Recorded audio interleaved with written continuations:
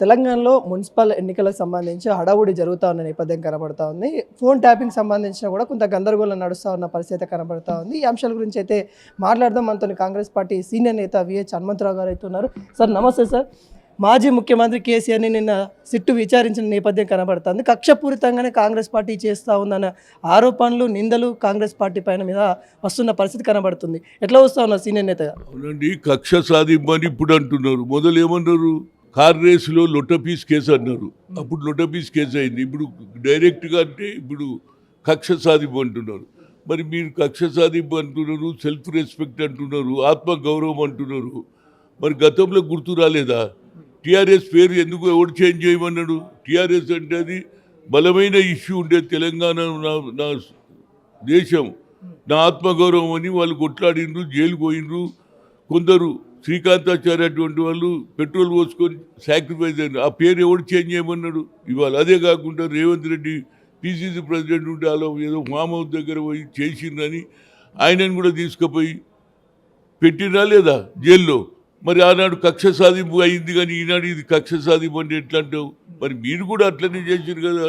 అంబేద్కర్ ఇష్యూలో మీరు ఎన్నిపడదానికని ఆ మీద కేసు నడుస్తున్నది, మీది కూడా కక్ష సాధింపా కాదా? కనుక ఇప్పటికి మించిపోయింది మిత్రులారా. ఇంకా 3 ఏళ్ళు ఉన్నది.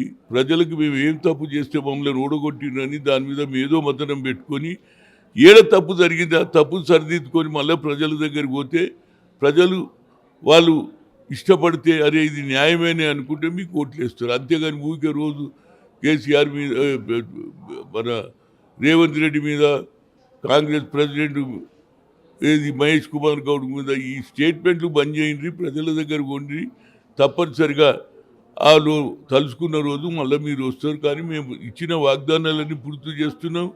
అదే గుండా నంబర్ 1 సిటీ చేస్తున్నాం. అదేవిధంగా స్పోర్ట్స్ సిటీ దేశంలో ఎక్కడ లేదు, స్పోర్ట్స్ సిటీ చేస్తున్నాం.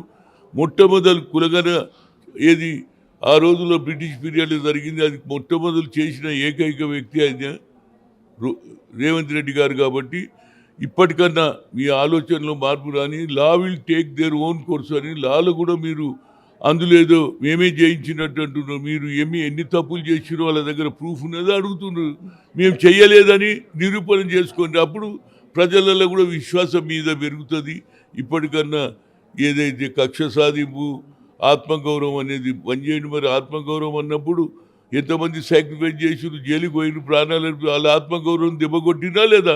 టీఆర్ఎస్ తీసి బీఆర్ఎస్ పేరు ఎడో విధంగా పెట్టినని నేను చెప్తున్నా. ఇప్పటికన్నా సమయం ఆసన్నమైంది. అంటే ఎన్నికలు వచ్చినప్పుడు ఇలాంటి కేసులు తెరపైకి వస్తా ఉన్నాయి, మిగతా టైంలో ఏం చేస్తా ఉన్నారు? అవునండి, ఎలక్షన్లు వచ్చినప్పుడే వస్తాయంటే నువ్వు ఇప్పుడు జరుగుతుంది కాబట్టి చేస్తున్నారు. మీరు గతంలో చేసి మీరు తెలియదా? ఎలక్షన్లు వచ్చినప్పుడు అడుగుతారని మీ తప్పు ఎవరు చేయమన్నాడు మిమ్మల్ని?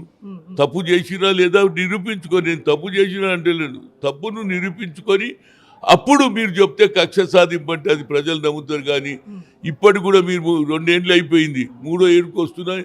ఇప్పటి వరకు మేము ఎందుకు ఓడిపోయినాం అనేది మీరు మేధో మతనం పెట్టుకోవాలి. ఏ తప్పు వల్ల మనకు వచ్చింది? ఇక్కడున్న రైతులకు 5 రూపాయలు ఇయ్యరు, పంజాబ్లో పోయి బీహార్లో పోయి వాళ్ళ చచ్చిపోయిన కుటుంబాలకు ఇచ్చారు. ఇవన్నీ కూడా చాలా తప్పులు చేసిరు కాబట్టి ప్రజలు తిరస్కరించారు. కాంగ్రెస్కి ఇచ్చిన వాగ్దానాలు అన్నీ పూర్తి చేస్తున్నాం. ఒక మహిళలకు ఇచ్చేదే, ఒక్కొక్క ఇంట్లో 4-5 మహిళలు ఉంటారు కాబట్టి అందరికీ వెళ్ళలేము, ఒక మహిళకు తప్పనిసరిగా ఇస్తాం. ఇచ్చిన వాగ్దానాలన్నీ పూర్తి చేస్తున్నాం. నంబర్ 1 సిటీ చేస్తున్నాం. కాళేశ్వరం అన్నారు, కాళేశ్వరంలో స్కాములు అన్నారు, గొర్రెల పంపిణీలో స్కాములు అన్నారు, అనేక విధాలుగా స్కాములు అని చెప్పుకుంటూ వచ్చారు. కానీ ఇక్కడ కూడా నిరూపించలేదు, ఇది కూడా అంతే నిరూపించకుండానే ఉంటారు. సరే మంచిదే కదా భయ్, నువ్వు నిరూపించలేకపోతే నువ్వు బయటకు వస్తే ప్రజలు కూడా హర్షిస్తారు.